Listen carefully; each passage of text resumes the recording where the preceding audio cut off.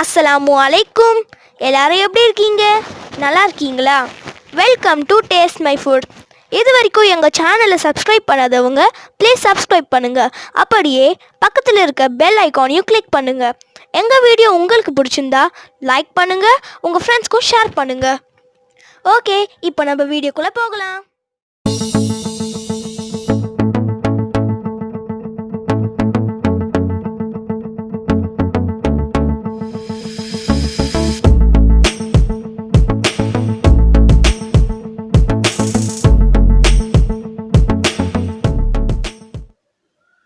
இன்றைக்கி நம்ம சேனலில் என்ன ரெசிபி பார்க்க போகிறோன்னா, சேமியாவை வச்சு டின்னருக்கோ இல்லை பிரேக்ஃபாஸ்ட்டுக்கோ செஞ்சு சாப்பிட்ற மாதிரி சூப்பரான ஒரு ரெசிபி தான் பார்க்க போகிறோம்.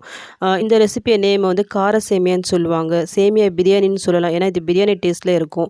இதில் நம்ம முட்டை போட்டிருக்கதால முட்டை சேமியான்னு சொல்லலாம். இந்த சேமியா பொறுத்த வரைக்கும் நான் இன்றைக்கி வீட் சேமியா வச்சு ஹெல்த்தியாக ப்ரிப்பேர் பண்ணியிருக்கேன். நல்லா உதிரியாக பிரியாணி டேஸ்ட்டில் எப்படி பர்ஃபெக்டாக இந்த சேமியாவை எப்படி பண்ணுறதா இன்றைக்கி நம்ம வீடியோவில் பார்க்க போகிறோம். ஸோ இந்த வீடியோ கடைசி வரைக்கும் ஸ்கிப் பண்ணாமல் ஃபுல்லாக பாருங்கள்.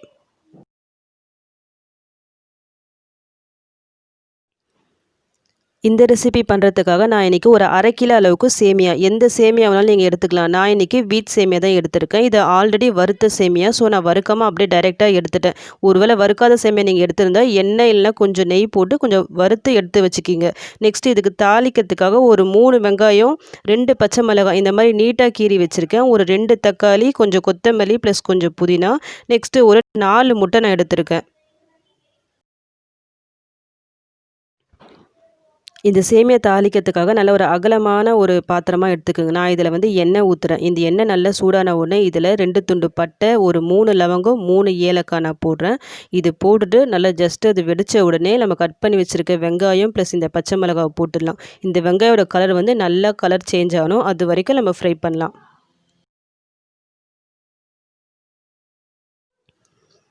இந்த வெங்காயம் நல்லா வதங்கி வரணும். அப்போ தான் நம்ம இதை சாப்பிடும்போது வாயில் கடிப்படாமல் டேஸ்ட் நல்லாயிருக்கும். ஸோ இந்த அளவுக்கு நல்லா வதங்கிட்ட பிறகு இப்போ நம்ம இஞ்சி பூண்டு பேஸ்ட்டு சேர்த்துக்கலாம். இந்த ஸ்பூனில் நான் ஒரு 3 ஸ்பூன் அளவுக்கு இஞ்சி பூண்டு பேஸ்ட்டு போடுறேன். அதையும் போட்டு ஃப்ரை பண்ணிக்கலாம். நெக்ஸ்ட்டு இப்போ நாம் கட் பண்ணி வச்சுருக்க இந்த தக்காளியை சேர்த்துக்கலாம். இது போட்டுட்டு இது நல்லா வதங்கிறதுக்காக கொஞ்சமாக நான் சால்ட்டு சேர்க்குறேன். இது போட்டு நல்லா ஃப்ரை பண்ணிக்கலாம்.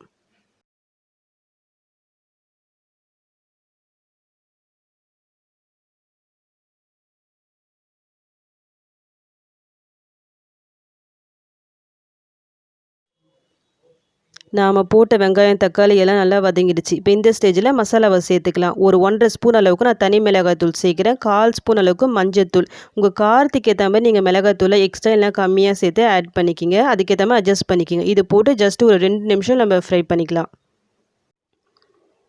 இந்த மசாலாலாம் நல்லா வதங்கின உடனே நம்ம தண்ணி சேர்த்துக்கலாம். 1/2 கிலோ சேமியானா அதுக்கு டபுள் மடங்கு தண்ணி இருக்கணும். அதாவது 1 லிட்டர் தண்ணி. என்கிட்ட 1 லிட்டர் பாட்டில் இருந்துச்சு. அது ஃபுல்லாக தண்ணி போட்டு நான் ஃபில் பண்ணிட்டேன்.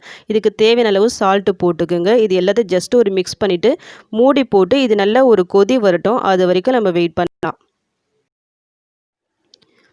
இப்போ இது நல்லா கொதிக்குது. இப்போ இந்த ஸ்டேஜில் நம்ம முட்டையை சேர்த்துக்கலாம். மீடியம் ஃப்ளேமில் வச்சுக்கோங்க. இப்போ ஒரு முட்டையாக நான் உடச்சி போட்டு இதில் நான் போடுறேன்.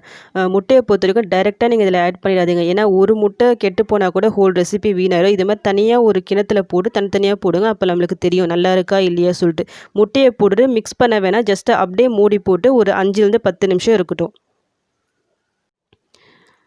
முட்டை ஆட் பண்ணி ஒரு 5லேருந்து 10 நிமிஷம் கழித்து ஓப்பன் பண்ணுங்கள். ஓப்பன் பண்ணிவிட்டு ஜஸ்ட்டு இந்த கரண்டியால் ஒரு மிக்ஸ் கொடுத்து விடுங்க. நான் அந்த வீடியோ ரெக்கார்ட் ஆகிடுச்சு சொல்லிட்டு நான் எடுத்திருந்தேன். பட் அது ரெக்கார்ட் ஆகலை பொழுது, சாரி.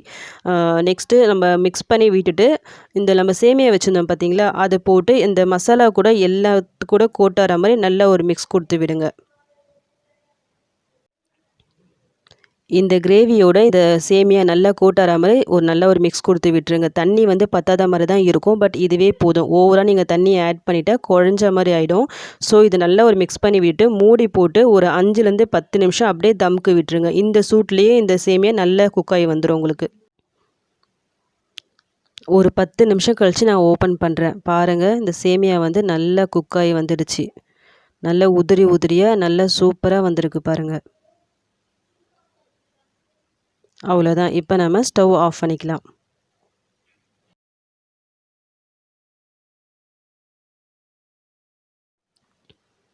சேம் இதே மெத்தடில் முட்டைக்கு பதிலாக நம்ம ப்ரான்ஸோ இல்லை சிக்கனை வச்சு கூட போடலாம். அதுவும் சூப்பராக இருக்கும். ஆல்ரெடி நம்ம சேனலில் ப்ரான்ஸை வச்சு நான் சேமியா ரெசிபி போட்டிருக்கேன். அதை பார்க்காதவங்க ப்ளீஸ் செக் பண்ணி பார்த்துக்குங்க. அவ்வளவுதான். இப்போ நம்ம சுட சுட சர்வ் பண்ண வேண்டியது தான். வீட் சேமியாவுக்கு பதிலாக நீங்கள் நார்மல் சேமியா வச்சு கூட இதை நீங்கள் ப்ரிப்பேர் பண்ணலாம். டின்னருக்கோ இல்லை பிரேக்ஃபாஸ்ட்டுக்கோ இது செஞ்சு சாப்பிடுங்க. உண்மையிலே ரொம்ப சூப்பராக இருக்கும். ட்ரை பண்ணி பார்த்துட்டு எப்படி வந்துச்சுன்னு எனக்கு கமெண்ட் பண்ணுங்கள். இந்த ரெசிபி உங்களுக்கு பிடிச்சிருந்தா ப்ளீஸ் ஒரு லைக் கொடுங்க. எது பிடிச்சிருக்கோ எனக்கு கமெண்ட் பண்ணுங்கள். எது பிடிக்கலன்னு கமெண்ட் பண்ணுங்கள். நெக்ஸ்ட் வீடியோவில் கரெக்ட் பண்ணிக்கிறேன். உங்களுக்கு ஏதாவது டிஃப்ரெண்ட்டான ஹெல்த்தியான ரெசிபிஸ் தேவைன்னா எனக்கு கமெண்ட் பண்ணுங்கள். நான் நெக்ஸ்ட் வீடியோவை அப்லோட் பண்ணுறேன்.